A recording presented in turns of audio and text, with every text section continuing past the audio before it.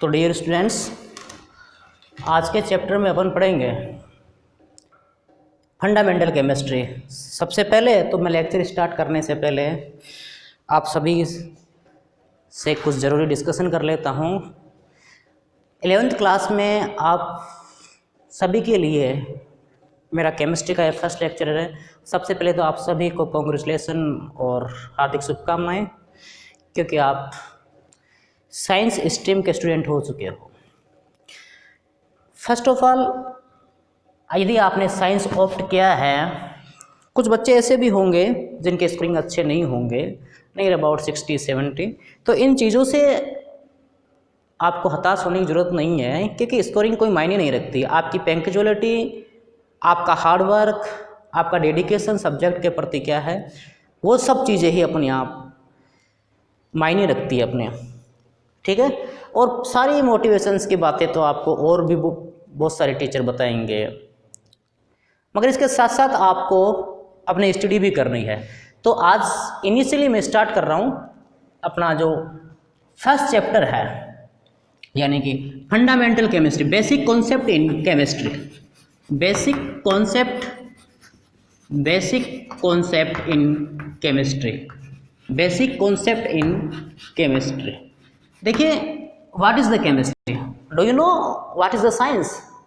एक साइंस एक ऐसा सब्जेक्ट होता है जिसमें किसी भी मैटर का, जिसमें किसी भी कॉन्सेप्ट का जो मैकेनिकल या सिस्टेमेटिक स्टडी किया जाता है, उसको अपन साइंस बोलते हैं। साइंस यानी किसी भी मैकेनिज्म का, किसी भी प्रोसेस का एक साइंटिफिक एक्सप्लेनेशन देता है अपने साइंटिफिक लॉजिक के साथ में।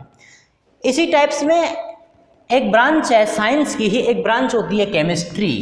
What does it mean chemistry? How can you define chemistry? देखिए, generally the study of compounds, the study of atoms, the study of molecules, the study of reactions, the interconversion और transformation of atoms into the molecule, ये सारी चीज़ें जिस branch में अपन study करते हैं उसको केमिस्ट्री कह सकते हैं। ओके, तो what is chemistry? Chemistry is a branch of science in which we study about the conversion, about the transformation of atoms और मॉलिक्यूल्स और compounds. Okay, this is chemistry.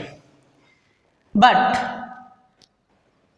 only a branch of chemistry is unable to explanation the all type of things that happens around us. So to explain all the things in proper manner, the different type of branch in chemistry has been classified. यानी हर प्रकार का concept का explanation एक ही branch से अपन नहीं दे सकते हैं, उसके लिए केमिस्ट्री के अलग अलग ब्रांच है, ठीक है। केमिस्ट्री की कई ब्रांच हो सकती है। Yes, number 1, first inorganic chemistry. Inorganic chemistry it is यानी study of all the atoms, study of all the atoms except carbon. Study of all the atoms except carbon. Study of all the atoms, elements except carbon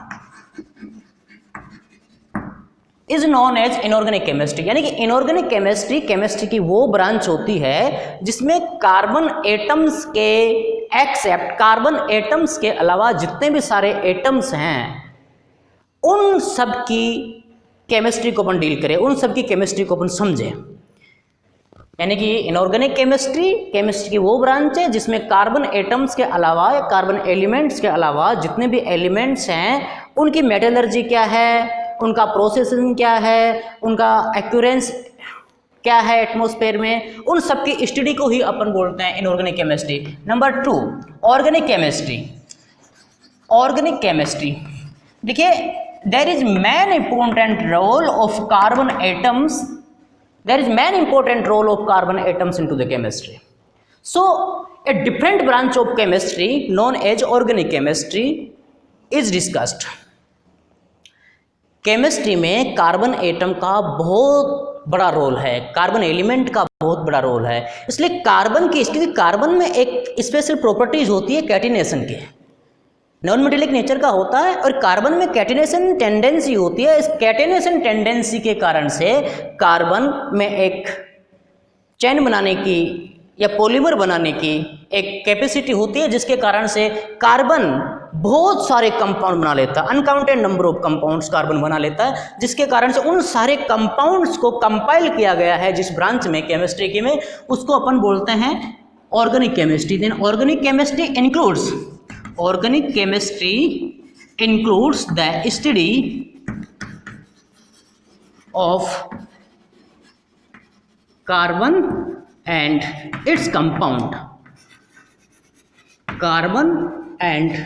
its compound, right? Number 3, physical chemistry.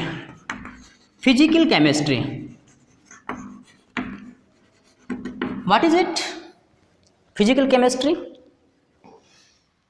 देखिए physical chemistry है, किसी भी चीज़ का heating के क्या effect होगा, temperature provide करने पर क्या इफेक्ट होगा, कूलिंग करने पर क्या इफेक्ट होगा, ये सारी चीज़ें, यानी कि फिजिकल केमिस्ट्री में अपन मेनली डील करते हैं इलेक्ट्रोकेमिस्ट्री,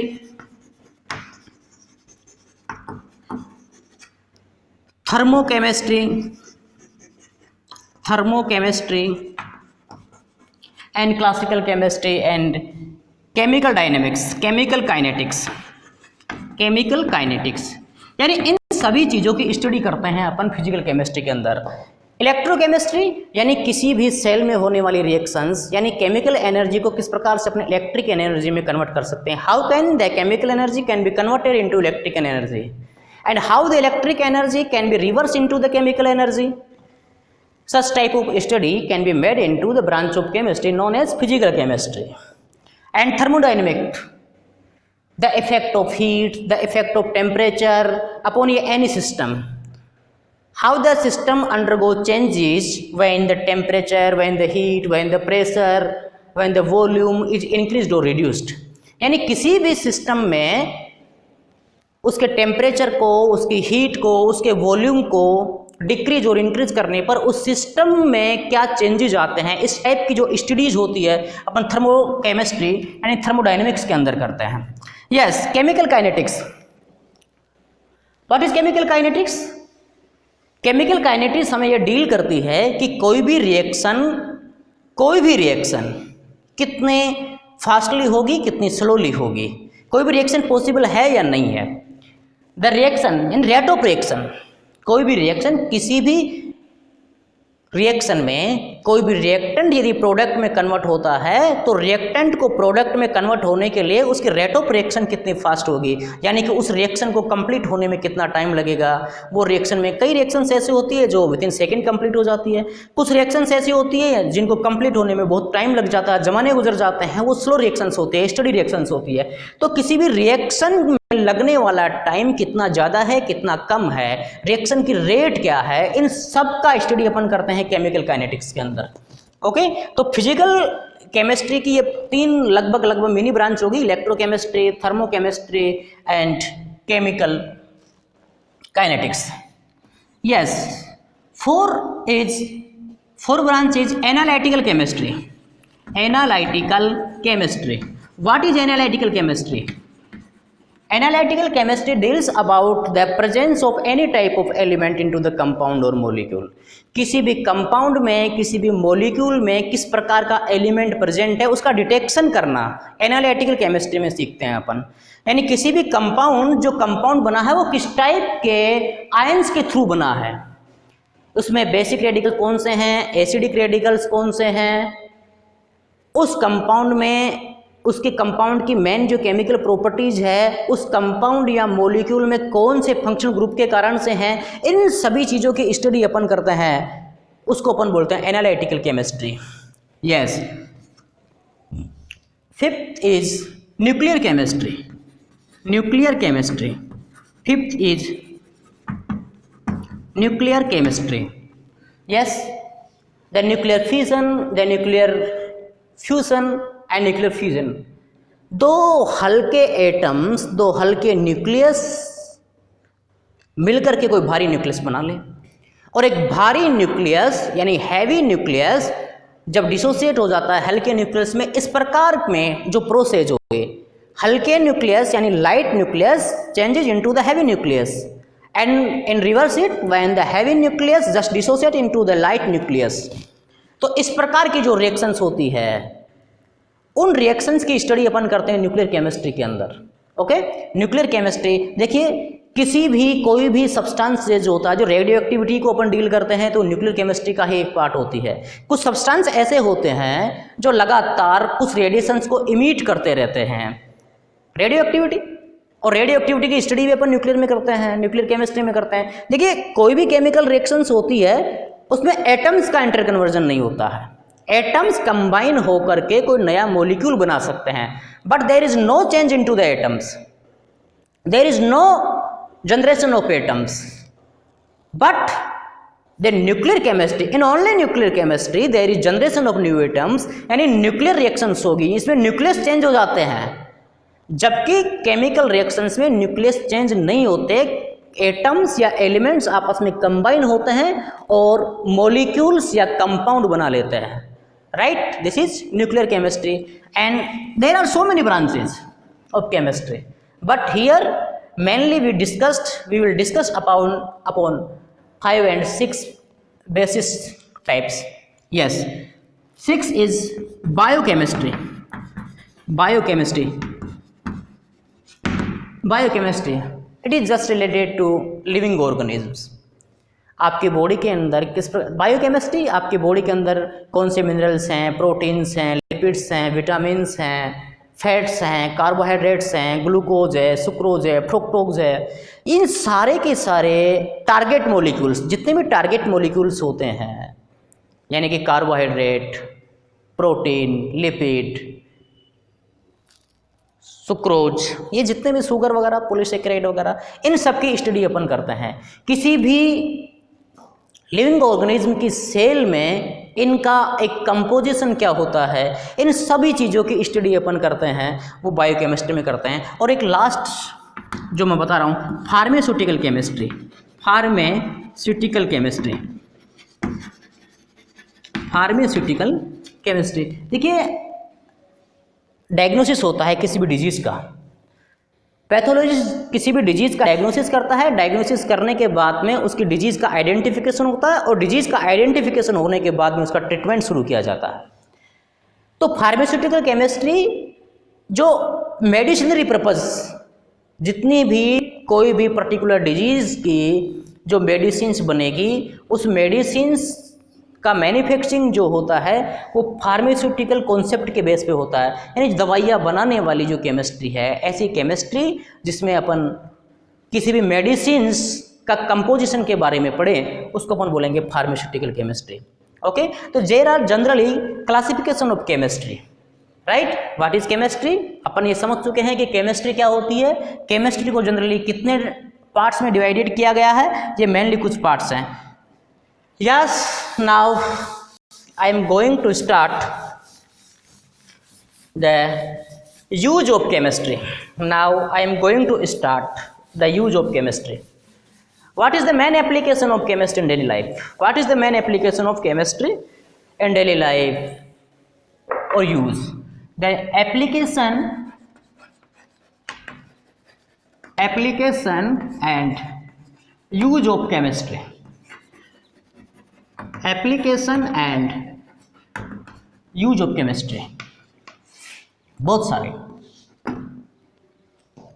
सारे। देखिए, पहला यूज लिख रहा हूं मैं, कल्टीवेशन। ग्रीन रिवॉल्यूशन आने के बाद में एक क्रॉप्स का प्रोडक्शन बढ़ा है, वो किसके कारण से? केमिकल्स के कारण से। केमिकल्स हुए तो क्या हुआ? केमिस्ट्री। यस, नंबर 1 पहला है इन फर्टिलाइजेशन इंडस्ट्री। मैं मेन इंपॉर्टेंट बता रहा हूँ कि बहुत सारे यूज है, बट इनमें से अपन सिलेक्टेड पढ़ेंगे। फर्टिलाइजेशन केमिस्ट्री, फर्टिलाइजर्स, इन फर्टिलाइजर्स। देखो, जितने भी क्रॉप्स के प्रोडक्शन को बढ़ाने के लिए जितने भी केमिकल्स को अपन काम में ले सकते हैं, जो इंडस्ट्रीज में बनते हैं, इनऑर्गेनिक सोल्ट जो होते हैं उनको अपन फर्टिलाइजर बोलते हैं, जबकि ऑर्गेनिक मैन्यूर जो होता है वो अपने फील्ड्स में बनता है, जबकि फर्टिलाइजर्स इंडस्ट्रीज में बनते हैं, ये इनऑर्गेनिक सोल्ट होते हैं, और जबकि मैन्यूर ऑर्गेनिक कंपाउंड्स होते हैं। इन फर्टिलाइजेशन बनेगा जैसे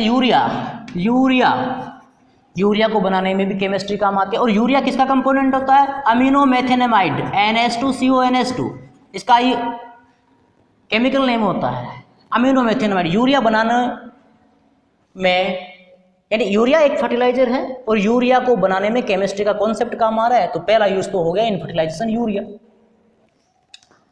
number 2 ammonium phosphate.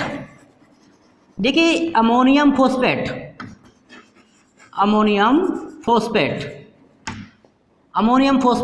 NH4 3PO4, calcium, ये सारे के सारे फर्टिलाइजर हैं। कैल्शियम फॉस्फेट ये भी एक फर्टिलाइजर है। कैल्शियम फॉस्फेट यानी कि Ca3PO4 का होल ट्वाइस कैल्शियम फॉस्फेट। अब इसमें जैसे डोलोमाइट होता है, सिंगल सुपर फॉस्फेट होता है, ठीक है। अमोनियम सल्फेट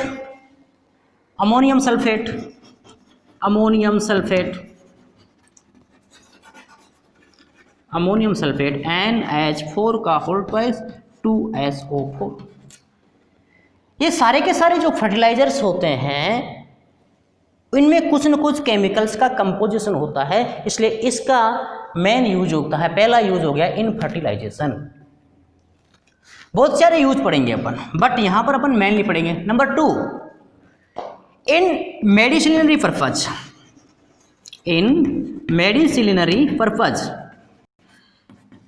क्लिनिकल पर्पज, यानी मेडिकल पर्पज में और क्लिनिकल पर्पज में किस काम में आती है chemistry.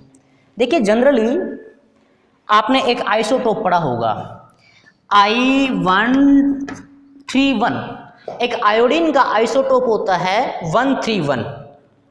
This is generally use in the study of goitre gland. Iodine का जो आइसोटोप होता है वो गोइटर की स्टडी करने के काम में आता है, राइट। तो आयोडीन का जो आइसोटोप है 131 is use into the study of goitre. Yes, इसके अलावा एक रेडियम 223, एक रेडियम का आइसोटोप होता है 223, और एक होता है कोबाल्ट 60। ये दोनों आइसोटोप क्योंकि रेडियम है एक रेडियो एक्टिव सब्सटेंसेज होता है, ये इसका आइसोटोप है, यानी कि ये मास नंबर होती है, number of proton plus number of neutron. But एक कोबाल्ट का जो आइसोटोप होता है 60, cobalt 60 and radium 223, both of these isotopes are used into the diagnosis और ट्रीटमेंट ऑफ कैंसर।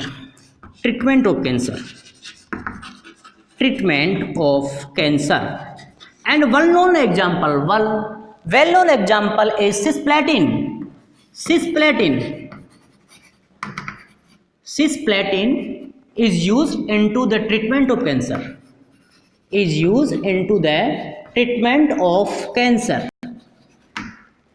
देखिए कैंसर की डिजीज होती है, उसका कुछ प्राइमरी ट्रीटमेंट करने के लिए ये आइसोटोप काम में आते हैं, radium 223 and cobalt 60, treatment of cancer. Yes, and cisplatin important example है। cisplatin is also used into the treatment of cancer, but एक main important चीज है AZT, AZDiomethidine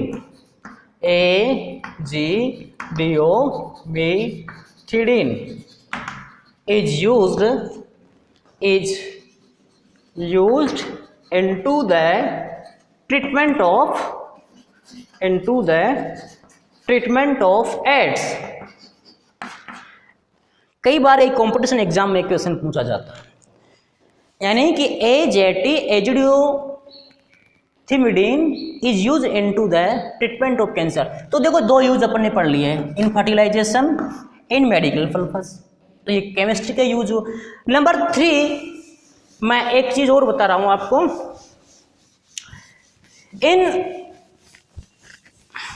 defence field, in defence in field of war, in defence and यानी कि in field of war, in defence and in field of war.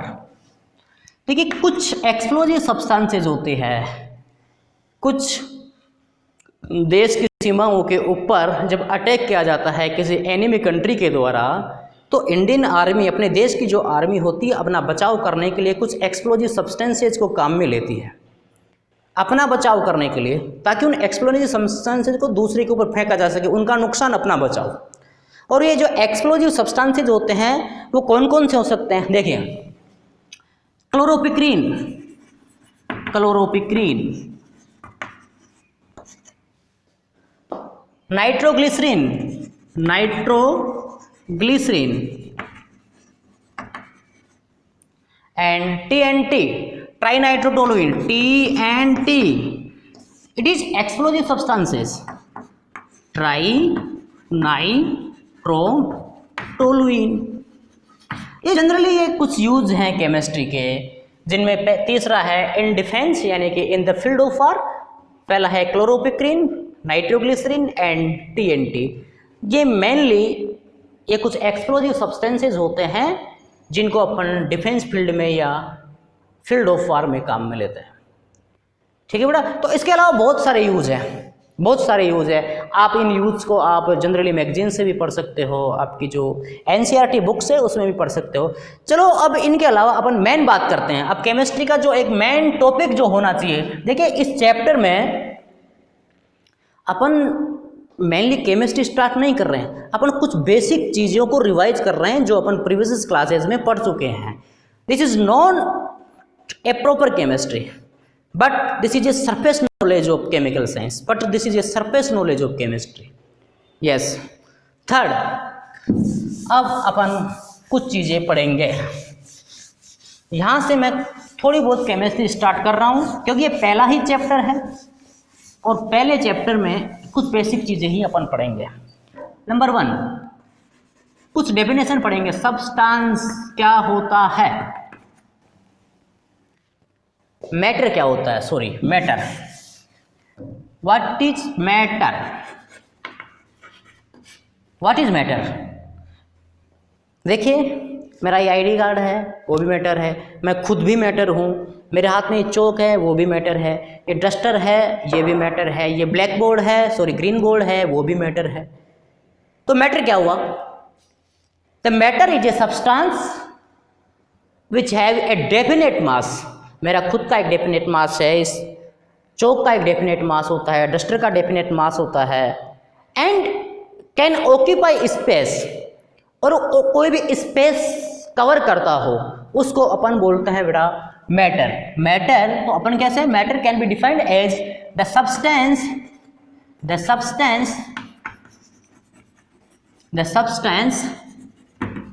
which have definite mass, the substance which have definite mass and occupy space in nature, occupy space in surrounding और exosphere और nature, कुछ भी लिख सकते हो आप। तो substance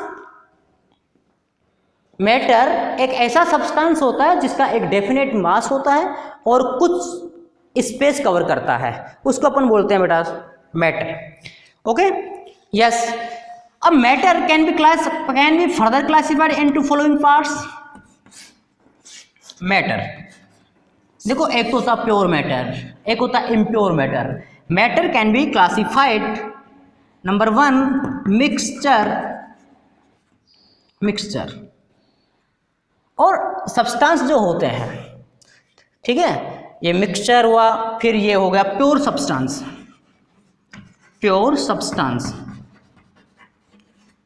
matter consist of substance, matter एक सब्सटेंस होता है और सब्सटेंस को अपन कितने भागों में डिवाइड कर सकते हैं, मिक्सचर में एंड प्योर सब्सटेंस में। एंड मिक्सचर ये भी टू टाइप का homogeneous mixture, homogeneous mixer, and this is second one is, इसका दूसरा part heterogeneous mixer, heterogeneous mixture, homogeneous mixture and heterogeneous mixture, but pure substances are element and compounds. Okay, then we can define the matter. The matter is a substance which can have definite mass and occupy the space in surrounding. जिसका कोई definite मास होता है और एक surrounding में space cover करता है, उसको अपन मैटर बोलते हैं। और मैटर को अपन क्लासीफाई कर सकते हैं मिक्सचर में और प्योर सब्सटेंस में। मिक्सचर टू टाइप्स के हुए, homogeneous mixture and heterogeneous mixture, but the pure substances are further divided into elements and compounds, right. Now we are going to start about the classification of mixture. What are mixtures and what are homogeneous mixture and heterogeneous mixture? mixture देखिए, mixture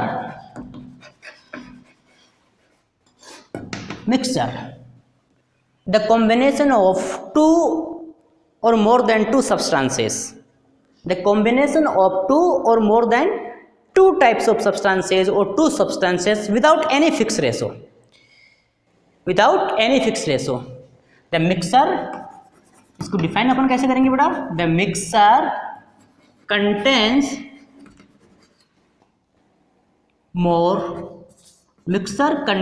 to और more than two components in it. The mixture contains two or more than two components in it without any fixed ratio, any certain or definite ratio.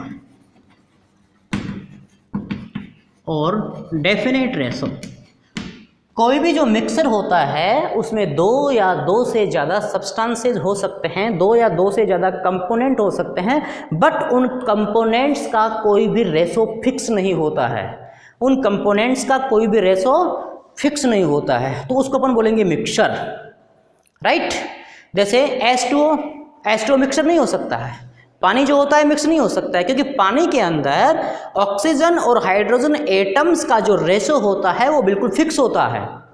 इसलिए H2O is not a mixer of oxygen and hydrogen atoms, but it is a compound which is formed by the combination of oxygen and hydrogen atoms, right. तो mixer वो होता है जिसमें दो या दो से ज़्यादा कंपोनेंट्स होते हैं और इन कंपोनेंट्स का कोई भी फिक्स रेशो नहीं होता है, राइट। ओके, जैसे अब इस मिक्सर को मैं, पहला ही टाइप है होमोजीनियस मिक्सर। होमोजीनियस मिक्सर क्या होता है बेटा? What is homogeneous mixture? They are the components of mixer,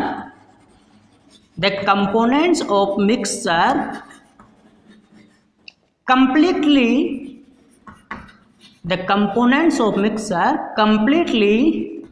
mix with each other. The components of mixer completely mix with each other. Okay, the components of mixer completely mix with each other and uniformly throughout.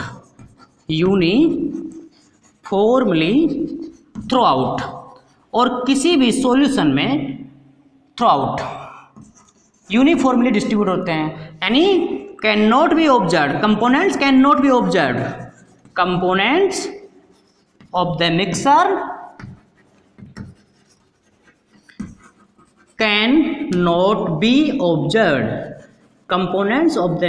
cannot be observed, ठीक है। आप इसको copy करो तब तक, ठीक है बेटा। Yes, components of the mixer cannot be observed. Yes, homogeneous mixture, इसका एग्जाम्पल क्या है? Air, solution of NaCl, solution of NaCl or solution of glucose in water, NaCl, glucose, और आप एक एग्जाम्पल और लिख सकते हो sugar. Okay, the components, homogeneous mixture में क्या होता है, कंपोनेंट्स ऑफ मिक्सचर